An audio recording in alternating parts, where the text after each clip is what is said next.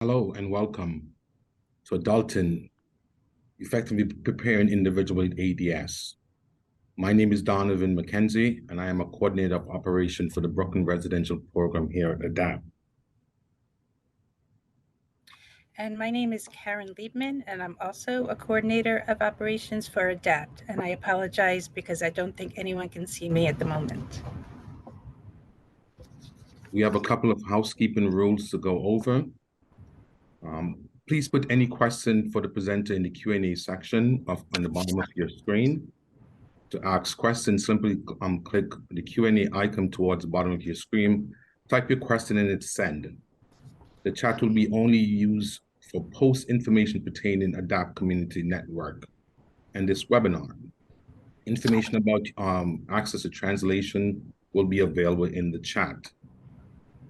Please make sure your questions are general in nature, as this webinar will give general information only and will not address specific cases. In the interest of privacy, please do not put any personal information in your chat. If you are having any technical difficulties, there will be answers to be shared at the end in the chat section.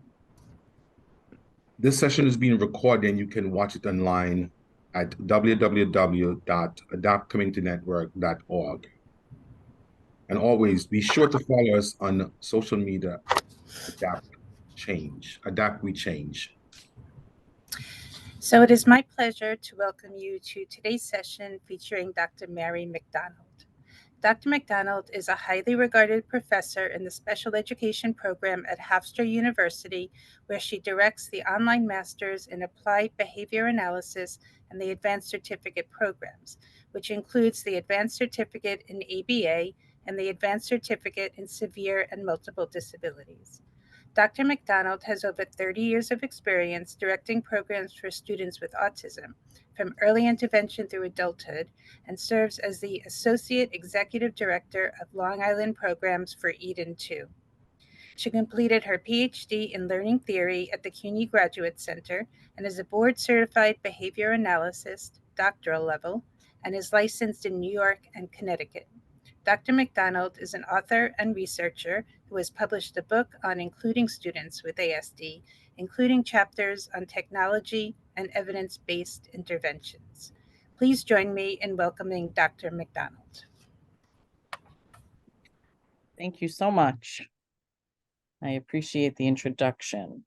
So let me try to get my screen up. Okay. I think we're good as long as you all can hear and see everything on your end. Yes. Okay. Thank you, Donovan. Appreciate the nod. All right. So I'm thrilled to be here today. This is certainly one of my favorite topics to talk about. And I think the reason for that is because I don't think we talk about it enough. And so I always like to choose topics that, I think we need to think more about, because not only do I get to spend the afternoon with all of you thinking about this topic, but every time I talk about these topics, it reminds me of how important it is.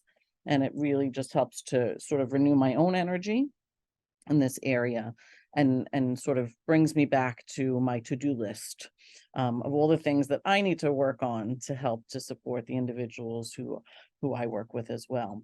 So I'm going to talk to you today about adulting, effectively preparing individuals with ASD. And really, the presentation is going to really be focusing us to maybe think about things a little bit differently. I think sometimes, I know for myself, when I go to a conference presentation, that I like to feel like I at least got one new idea, one new thing to implement, a different perspective on something. And that's what I always hope for when people come to my presentations. And so for today, the focus really is for us to think about that time, that transition period, but even younger than that. We're going to take ourselves all the way back to the beginning of when individuals with autism are just little kids. And we're going to think about, through the years, what are the many different things that we might be working on? What are some lifelong skills? That sort of idea, to think about how we can prepare people, to really become adults. And we know that for all of us, becoming adults has not always been easy. And we know that for all of us, being an adult from day to day is not always easy, right? So we can imagine that for individuals with autism, that this would be the case as well. And so really a lot of what we're going to talk about today is just kind of thinking about this idea of adulting and maybe some ways that we can try to be better prepared ourselves to thereby be able to support the individuals who we obviously, care so much about and want to see them be successful in their lives. Okay. So I do have, by the way, I believe they will be sharing the slides and a resource page for you. And at the end, I do have contact information as well. If anyone has, any further questions after today, if you'd like to follow up, by all means, I'm always happy to chat. And you will have all of my information at the end. So no worries there. Okay. So I kind of mentioned this a little bit, but what happens to our sweet little kids, when they're tiny. And I heard in the last session a little discussion about early intervention. And so when they're in early intervention and they're receiving their services, they're just these adorable little kids. And what happens? They grow up, right? And we kind of make a joke about this because we know what it's like when we are working with adolescents and people are going through sort of some of those stages and things. And we have some of the same kinds of issues, of course, with individuals with autism as well. And so there will be challenges. That's really what this is about, that there will be challenges as they're growing up, and it'll be challenges for them and challenges for parents and challenges for teachers and instructors, in adult programs, and really, everyone, because this is not a simple concept. This is pretty complicated. This is someone's whole life that we're talking about here, right? So this idea of adulting, what does this mean? So it's kind of like a new catchphrase that's kind of taken effect somewhat recently.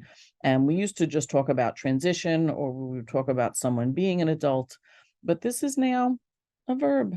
So adulting is a verb, and it means things like to do grown-up things, hold responsibilities, possibly things like, getting a job or having a car payment, anything that makes someone sort of look like a grown-up. And we're going to talk a little bit about that as we go through too. What does it mean to really become an adult? And I'm going to hopefully have you all think a little bit about that, either in your own lives, or maybe if you have children that are at this phase, or certainly the individuals who you're working with, just to kind of think about that a little bit. To behave in an adult manner, engage in activities associated with adulthood, and to make someone behave like an adult or turn someone into an adult. And I kind of feel that that's the part that we really are thinking about a lot, where we're trying to help someone to become an adult, right? We're trying to help them to learn, what that might mean to be an adult. And it's kind of tricky business. So it's not so easy. So again, what does it mean to be an adult? What do you think of when you think about, being an adult? You may have certain thoughts about your own life or your children or the individuals who you're serving. And there are many, many aspects to it. And we're going to, obviously, we don't have a lot of time today, so we're going to touch on some of them. And again, just, sort of get us thinking about it. So the first thing that I wanted to share, it's kind of interesting, kind of, fun. So there is a book. It's called Adulting. There's actually a bunch of books out there now. It's kind of catching on, but this is one of them.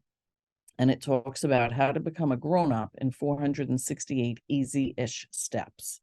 And I just, saw this and I thought, wow, that is just, kind of a great way, to think about this, right? In a lot of ways, because we know how complicated it is. And I love that it's easy-ish, because we know it's not easy. And what's even more interesting than that is that now it's 535 steps, because obviously, we continue to think about, more things and more things and more things that we need to work on in order to really become a grown-up in that sense. And I think you could probably argue that, some people who are adults on paper, but they don't always act like adults either, right? So this is certainly a continuum, and there is some flexibility to it. But I thought this was very interesting. So just a nice little resource that might be helpful to people. And again, I did include things in the resource list that should be provided to you, so you'll be able to access these. There's also Adulting 101 checklists. I don't know about all of you out there, but for myself, I'm going to actually see if I can pull up the Q&A just so that I can see if you all want to share any thoughts along the way. So Adulting 101 checklists, I don't know about all of you, but I know for myself that I happen to be a list person. So I don't know if there's any list people out there. But checklists can be really helpful. They really help you to organize and kind of think things through. And to be honest, I feel like they're incredibly helpful when your undertaking is so tremendous. And I think that this is tremendous. And so I think having something like a checklist like this can really help you to feel like a little more organized, maybe a little bit more like you can sort of breathe through this process and not feel like you're trying to do literally 101 things all at the same time, right? So I do like the idea of this. You may want to take something like this and use it. You may want to take something like this as just like a guide or a model or an idea, and then, make your own version of whatever might work for you. But the idea of it, I think, just in terms of helping us to not feel so completely overwhelmed, trying to accomplish everything at once, I think the idea of really starting to break things down a little bit and making a little more concrete can really be helpful, as you're going through this process. This is just for fun. These are adulting stickers. So I just thought I would share them. Didn't lose my keys, took only one selfie, fixed it myself, didn't binge watch, silly kinds of things, right? But again, just, thinking about what this idea of adulting is, right? What does that look like?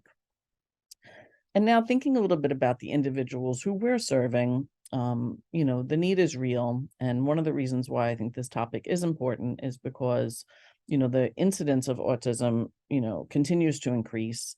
We are now looking at 1 in 36 children having a diagnosis of autism. The numbers seem to continue to increase.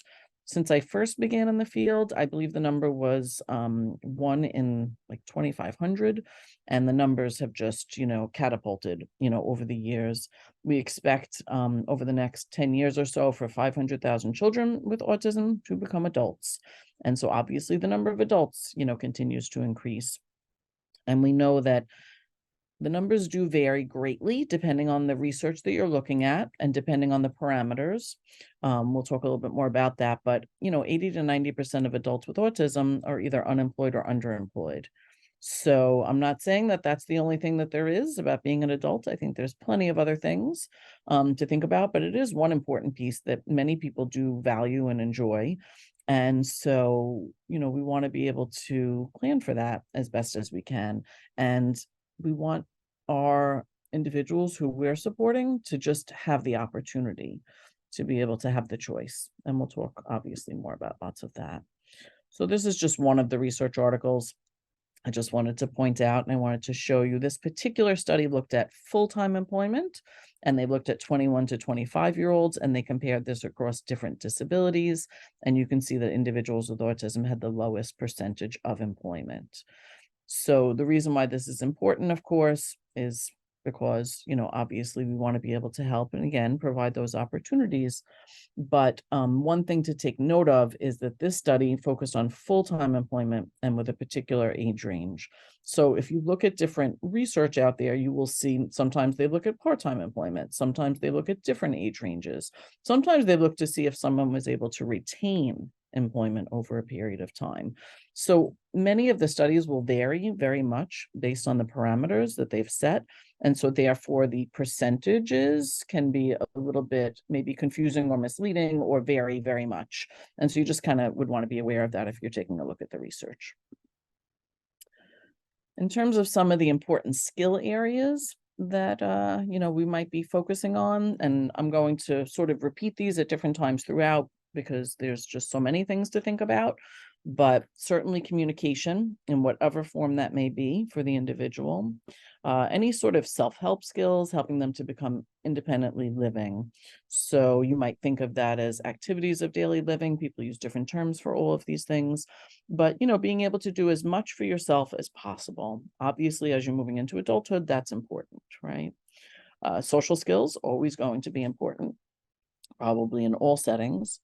community awareness, community participation. So if you're a parent here and your child is, let's say, 14 years old and they're in a program and they're not going out into the community and they're not starting to have those kinds of experiences, that's something that you want to obviously be working on at this point, so that by the time they are moving into adulthood and possibly into an adult type of program, if that's what's decided and necessary at that time, that they have a lot of ability to sort of be able to be out in the community and feel comfortable and hopefully be able to make their own choices and to be able to share that information with people. Self-advocacy, a whole tremendous area, could have been its own presentation for sure. Some job skills.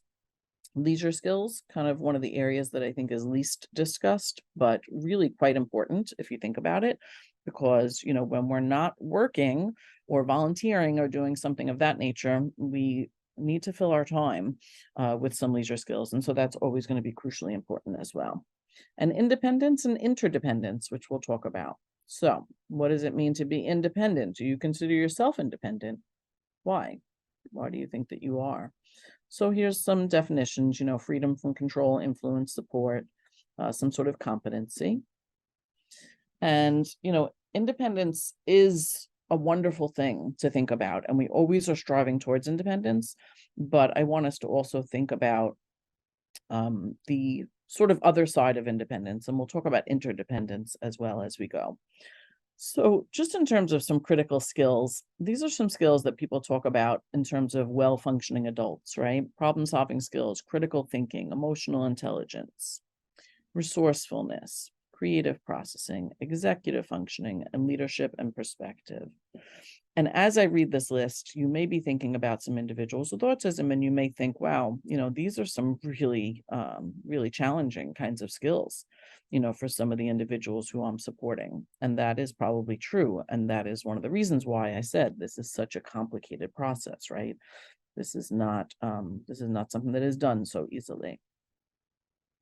Do you think sometimes we might actually prevent independence in our students? So when they're students and when they're in, school programs, or if it's our children and they're at home, do we put them in sort of that protective bubble, or do we hover over them, or do we provide many, many prompts? What does our engagement look like, and what are we doing to really promote the independence all along the way? And how do we make sure that that happens?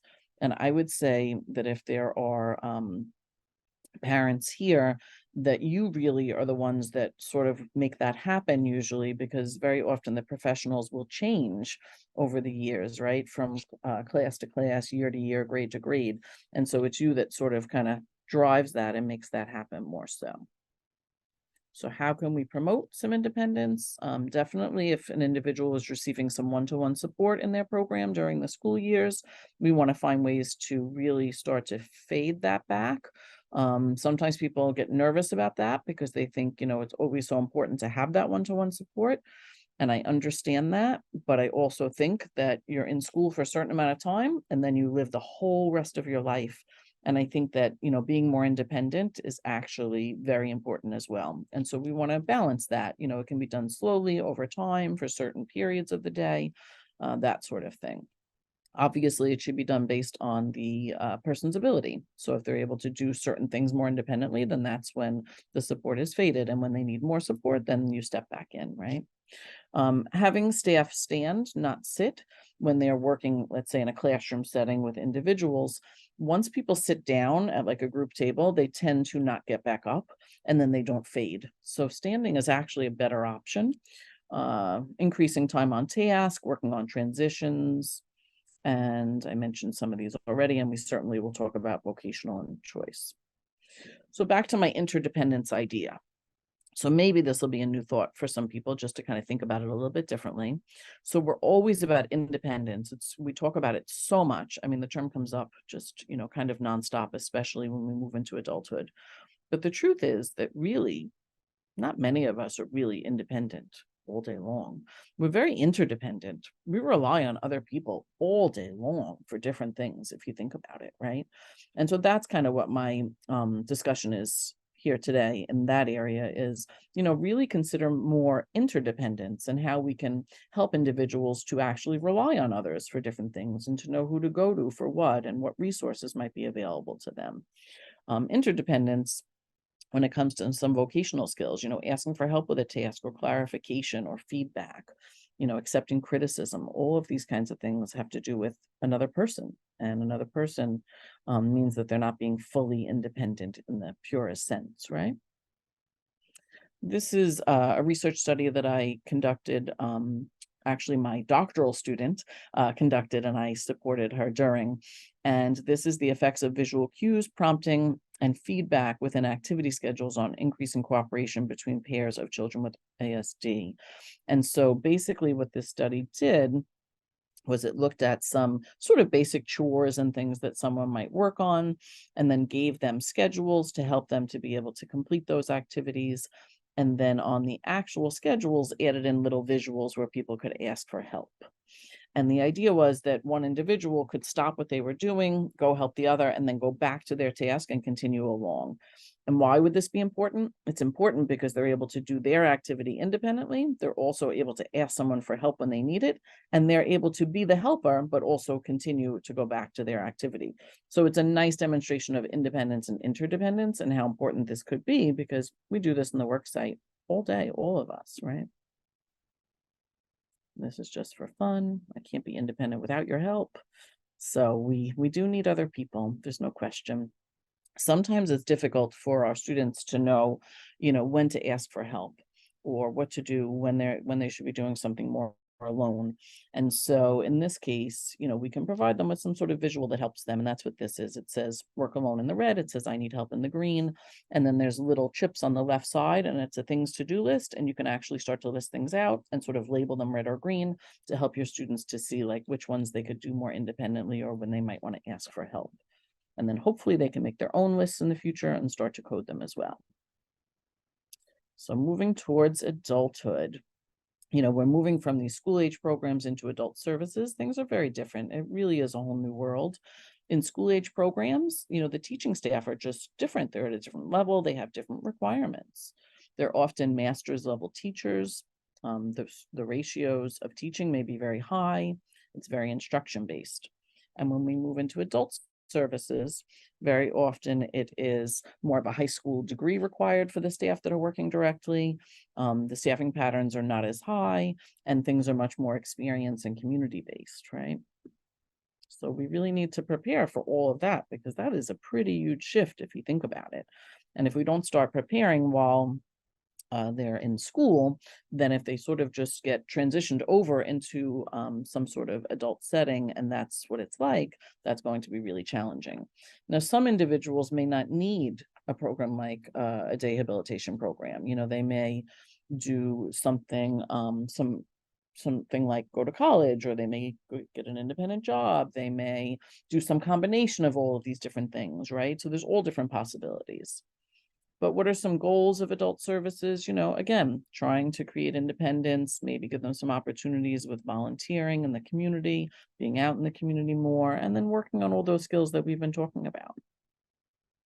What are some of the issues? Well, sometimes, like I said, we kind of start too late. That's kind of one of the biggest issues, and not transitioning and not fading back some of the services and supports.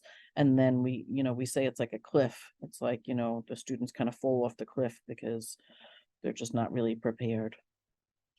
And always good to think about ethics. So this is an article. It's very sort of a seminal article. It's called The Right to Effective Behavioral Treatment by Van Houten. And if you haven't seen this article and you have an interest, you absolutely should take a look.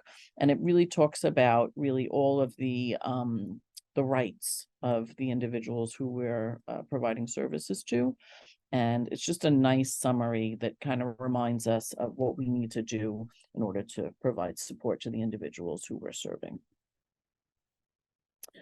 Again, some ethical responsibilities. Don't take the easy way out. We want to make sure that we're including the individual and caregivers in decision-making in any way that we can. We want to focus on things like choice making, which we'll talk more about. And we want to make sure that we're looking at the individual's interests and that we're, teaching some appropriate behaviors. And it's really helpful to have human rights committees and behavior management committees and different committees that will help to make sure that we're supporting the individuals in the way that we should be. Choice, tremendous area, right? I don't know how many of you drink coffee, but if you do, and you went to go pick up coffee this morning by chance, or maybe you made it at home, many more choices very often when you go someplace like Starbucks or Dunkin'. But you probably had like 50 choices or 100 choices if you think about all the different combinations of flavorings and, milk and almond milk and just so many different things. And you were able to make those choices. Why? Because you're able to tell someone, what you'd like. You're able to let someone know what your choice is. And so we want to think about that for the individuals who we serve. We want to make sure that as much as possible that we can always provide those choices. So this is a definite must-read article if you haven't read this before. It's about balancing the right to habilitation with personal liberties, and it's the rights of people with developmental disabilities to eat too many donuts and take a nap, right? And I just always loved the title because I thought it really, kind of made people pay attention, and it really focuses on this issue of, how do I provide the intervention and how do I help support the individual while at the same time always, giving someone helping them to sort of make the right choices and be healthy and be happy and do all of those great things, but at the same time let them make the choices and let that be their own their own choice, not necessarily our choice, right? So here's your choice. Which one are you going to pick? Right? Sometimes you pick the donut. I bet you don't always choose the apple. And so again, it just, kind of makes us think about that. So where are the efforts being focused on for our individuals, especially students with autism, in the younger years? I would say that a lot of it is really focused on academics and much less so on life skills and social skills and, many of the other skills that are going to really be the skills that people are going to use into adulthood, right? So I think that we have to switch that. I think that we have to think about that a little bit. Now, if you are an individual with autism and you are doing just amazingly academically, and your plan is to go to college, I totally understand, continuing the academic route. And I'm not saying that you shouldn't, but I think that we also have to really make sure that we're focusing on all of these other incredibly important life skills that sometimes just sort of get pushed to the side and don't really receive the attention that they need. I do see that one question came through. I'm going to keep going and then I'm going to come back to the questions at the end, okay? Transition, of course, that transition period is going to be, crucial, and that's really kind of where we want to think. So some skills for transition, very much what we've been talking about already. So I'm going to kind of keep skipping through. And what do you need to teach? What does the individual need to learn? And this is just like a little sample list of some skills, but just to get us thinking, are we working on things in all of these different areas? What does that look like for the individual, who we're supporting? I would say stay calm and plan. I really think that this is the most important part. And this goes back to one of my first slides where I showed you a checklist, because I think that there's a lot to be done. And I think that if we can just stay calm, we can really kind of break that down. And I also think if we can do this as early as possible, really, really early, I think that that's going to be incredibly helpful. So what I mean by this is that there are some lifelong skills that we can really start teaching at an early age. Something like waiting for items or waiting for attention. Those are skills that we could teach in early intervention, but they're also going to be helpful in adulthood, right? How many of you walk into the post office and realize that you have 10 people in front of you online and you're really frustrated?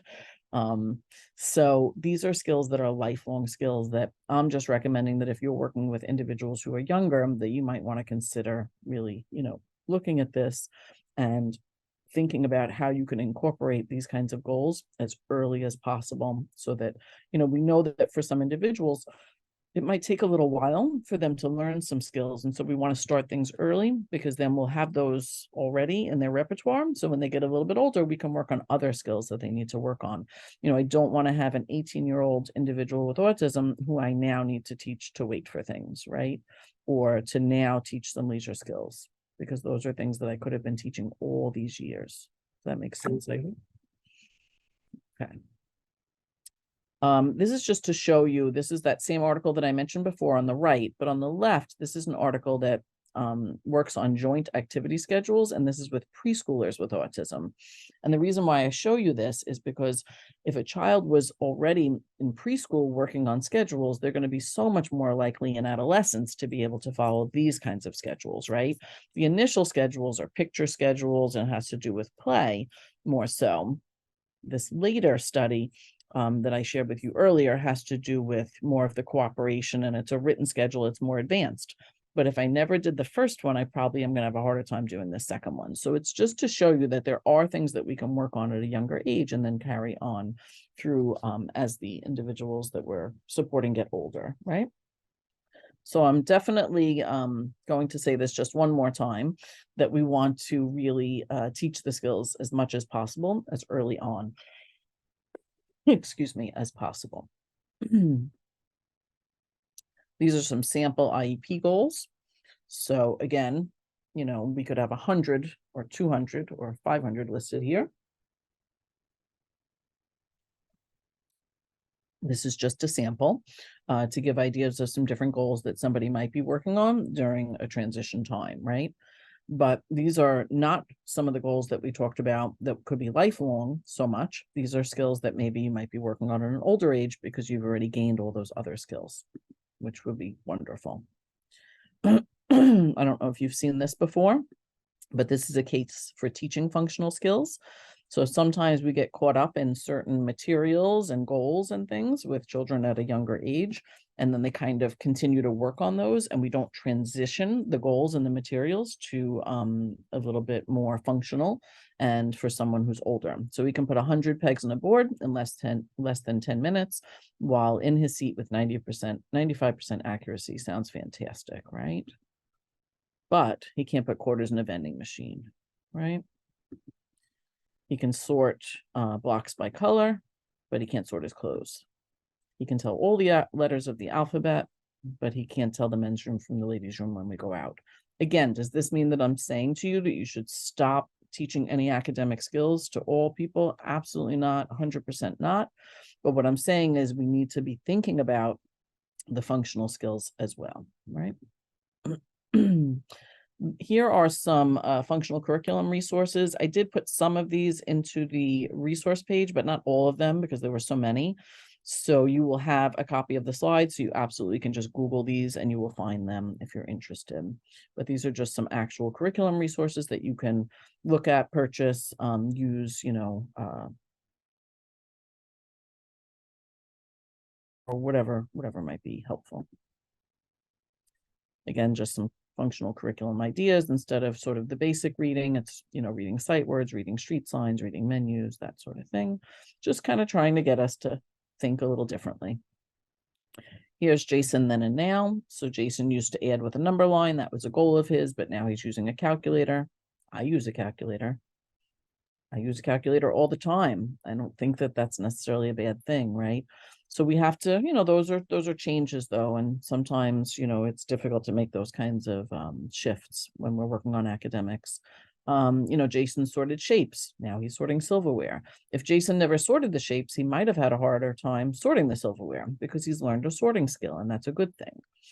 Matches letters. Now he plays Boggle, writes words. Now he fills out job applications. So just always kind of thinking, how are we going to get from here to there? Is what we're doing now going to be helpful for later? And if it's not, maybe we should focus a little differently. We always think about visual supports.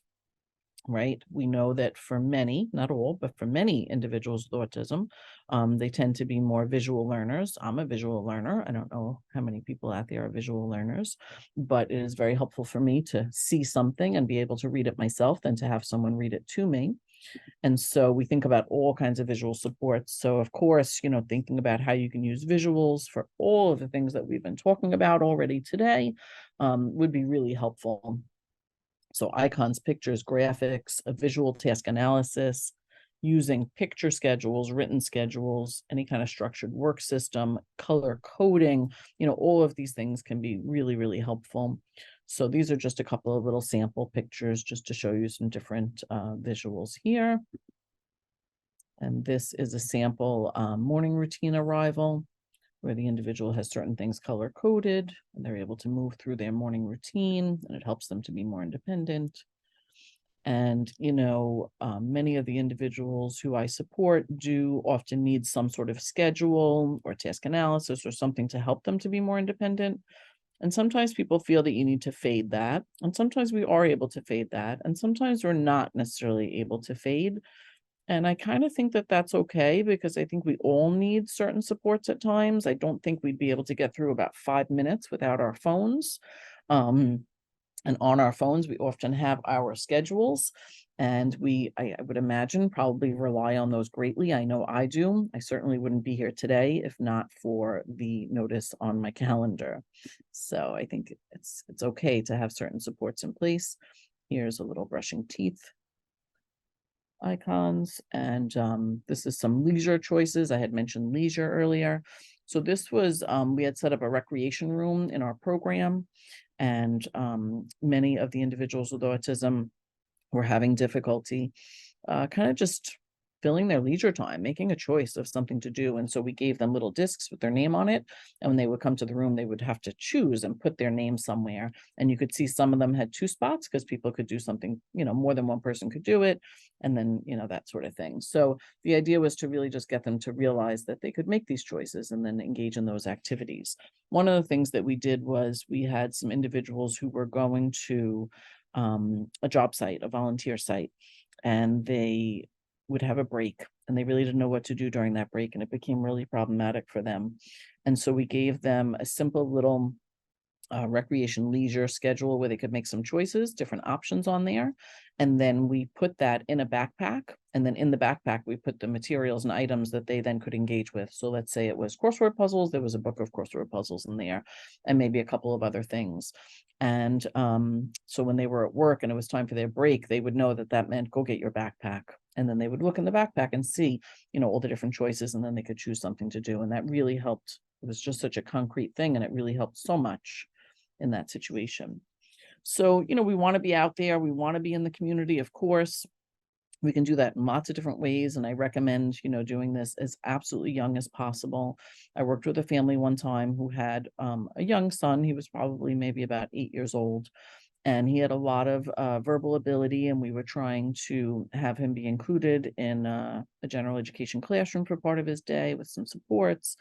And the biggest issue that he had was having conversations with the other kids, because he didn't really have that much to talk about because he wasn't really experiencing things. So people were talking about movies that they saw or places that they went, and his family wasn't taking him to any of those things. They just had him home and just, doing his therapy at home, and that was really it. And so we actually had to talk to them and create a plan to get him really out into the community more and find ways to support the family so that they could feel comfortable, to be able to do that. But I think, just getting out there is hugely important. And then, thinking about sort of what kinds of skills can we work on at home, what can we work on in the community, what are different things that we might be focusing on. And then also thinking about some of the vocational kinds of skills and some of those interests and, more towards careers and that sort of thing. And I think that, when we think about sort of society and community, these are the different areas that we really, think that are so important that we need to focus on. In terms of behavior, of course, behavioral assessment and proactive strategies is always going to be helpful to try to prevent behavior from happening. So we're certainly going to want to focus on that. And we have to keep certain things in mind. We have to remember that when someone engages in a behavior, that it serves a function for that person. It may not feel like it if you're the person sort of observing the behavior on the receiving end of that behavior, but individuals very often use behavior to try to communicate in some way because they may not have the ability to communicate in the way that we might hope that they would, right? And so they may be engaging in that behavior to let us know that something's difficult or they need attention or whatever it might be. So this is a whole other presentation, of course, but we want to take a proactive approach, and we really want to teach them alternative and replacement behaviors. And we always want to teach as much communication as possible. And it would really be helpful to teach communication related to the actual functions of behavior. So teach them to gain attention, to escape a task, so to ask for a break, to ask for help, all of those kinds of things, thinking about the various functions of behavior. And again, if you have questions, you absolutely can email me as well. I'm going to get to that last slide, and I will have my email address on there. So if there's something more, specific, I know we want to try and do more general questions here today, but if there's something more specific that I can help you with in a more, private, discussion, I'm happy to try to help in any way that I can. We also use visuals for some of the behavioral systems and things like that. So the person knows they're going to do something and then take a break, or they're earning checks or different tokens or something to be able to earn some sort of preferred item. We also, yes, there's an app for that. We also use different apps at times. We've used some to help with some relaxation, helping individuals when they would be feeling frustrated in a certain situation. You can see the 5-point scale here on the right to help individuals to let us know how they're feeling, how they're doing. We can help them to sort of move back down the scale to a 1 with some of the different calming strategies and things like that as well. Socializing, of course, I mentioned, extremely important as well. One of the things that we do in our adult program, we're actually starting a few of these kind of right now, actually. And in our school program, we have done some of this as well. So it's creating these sort of clubs based on personal interests. And so it doesn't mean that it has to be all students from one class. It could be students that are pulled from various classes, or adults in our adult program, same. So, starting like a comic book club for a few individuals who really have a real interest in that area. Why is it important? I think, I don't think I need to tell you why socializing is important. So I think that we know it's going to increase potentially someone's quality of life. And, it's not really what you do for your children. Always good to have a little Ann Landers in your presentation, but what you have taught them to do for themselves that will make them successful human beings. And so I think that it is, really helpful and important for us to remember that everything that we can teach them so that they can be more independent, and often very proud of that independence, for sure, that's really what's going to be, sort of one of the best things that we can do for someone. I do have some references in here for you as well, and a couple of different links, but again, there is a resource page, so you will have that information too. And then I do have my contact information here. So I have an email address from my my Hofstra email. And then I also work with Eden 2 programs, as was mentioned. And so I have the website there. And then I have my own website that has lots of information on it that might be helpful to some of you as well. And because we are so invested in individuals with autism, we actually created a social enterprise. So that's what that last link is, Seasons for a Reason, to try and help support individuals with autism. So thank you so much for being here and for listening to all of that. I hope I gave you something to think about today. That is always my goal. And if anyone has any questions that I can help with, I'm happy to see what I can do to answer those. So let me see. It looks like I have some in here. Okay, let's see. Hi, Mary. I can Hello, Karen. I can read. There's a couple of questions in the Sure. chat, and then we have some that were submitted earlier. Okay. How do you suggest the incorporation of reasonable risk-taking, the dignity of risk, into the education and experiences with young people with autism? Yeah, so I find, some questions to be so challenging because they're so personal, and so individual. That question is, I think that was one of the prior questions as well. And when I read it, I thought, oh, how to even answer that question or how to even begin. I think that it's such a personal thing, what type of risk? And what are you risking, in this situation? So, and I'm not saying that I want you to share any more detail of that because I think it's very personal, but my point is that it's very difficult to answer. So we do absolutely want to try and weigh that out. And depending on the person and their level of understanding, we might want to try to help them to understand that visually, if that's at all possible, to help them to understand, if you make this choice, these are some of the possible outcomes, and help them to see that almost in a sequence, visually sort of. We have some individuals who, I'll give you an example, where there's a behavior involved. So I have one individual who would engage in some challenging behavior, some disruptive or destructive kind of behavior. And so for him, one of the things that we did was we would actually sort of break it out, almost like antecedent behavior consequence in a way, like we might think sometimes, but we kind of did that for him. And we helped him to see like, okay, in this situation, this is, what's happening. This is the situation.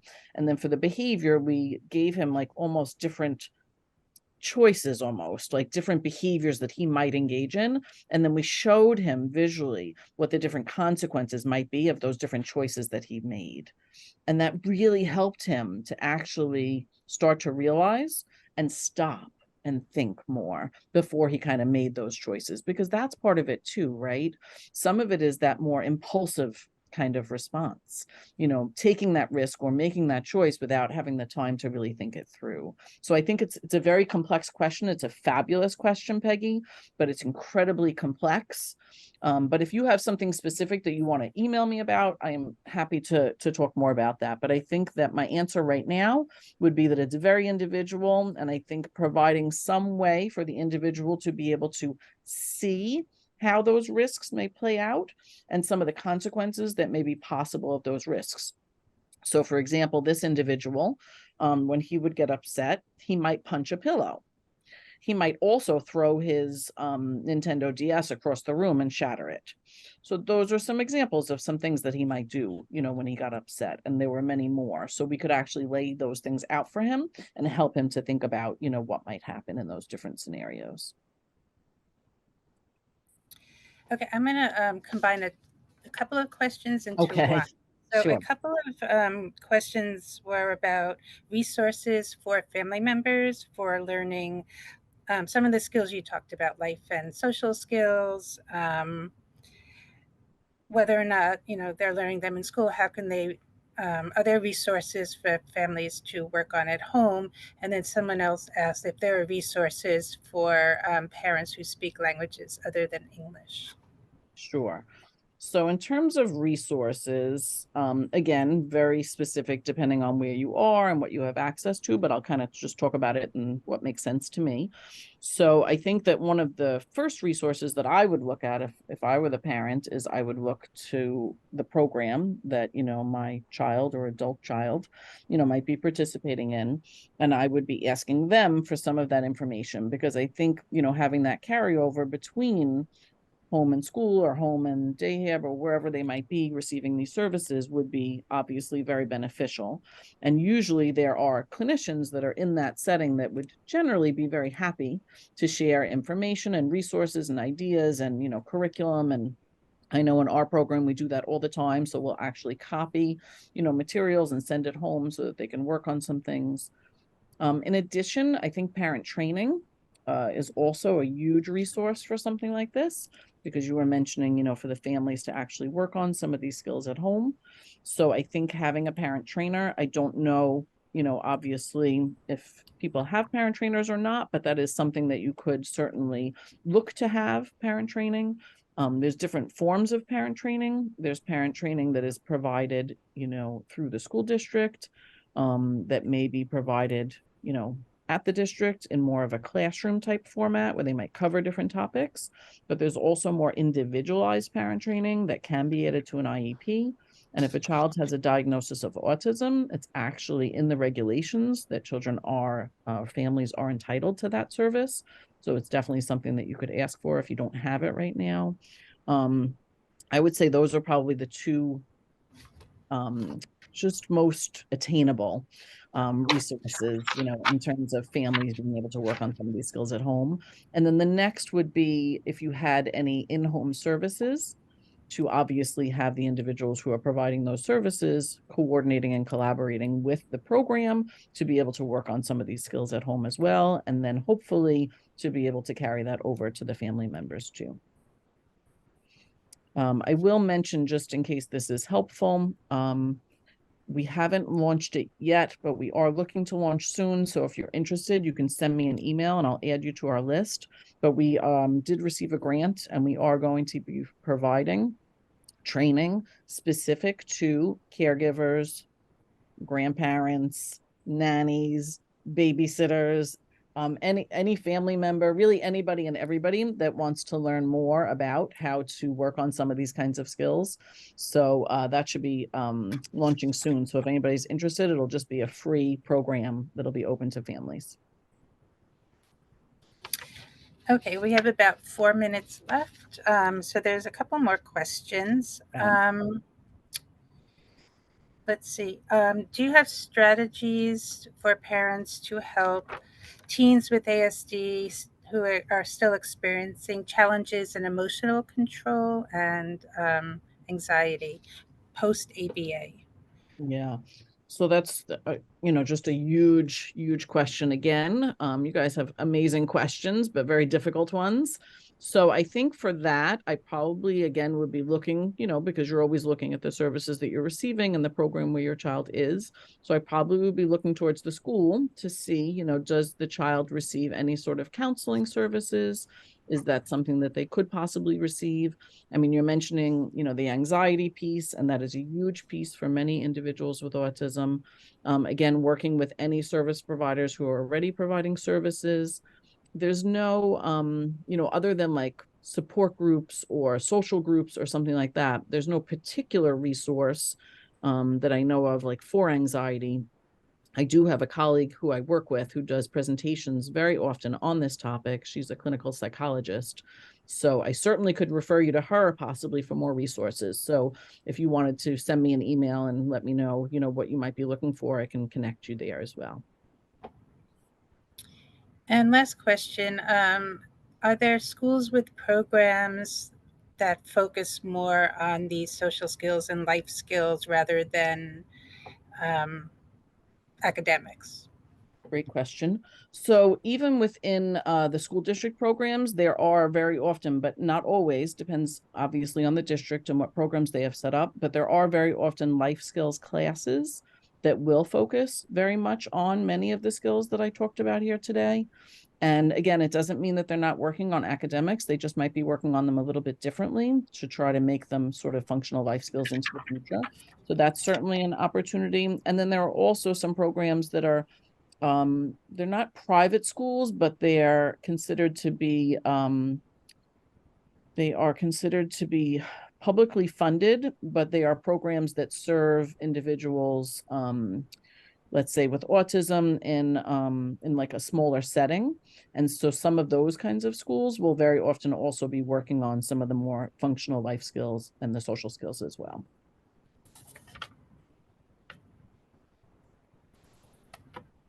Thank you, Dr. McDonald. I Oh, want thank to say you. thanks to everybody for joining this session. It's a wonderful presentation, and we appreciate your resources. To all the people out there that on this chat, I'm just going to say, if at the end of this event, you will get an email with a survey link for us to want to complete. Please complete to get a chance to win a gift card, an Amazon gift card. And I just hope that you guys are going to join us later on at the 2:30 event. The topic is the power for peer support for sibling with people with disabilities. Thank you.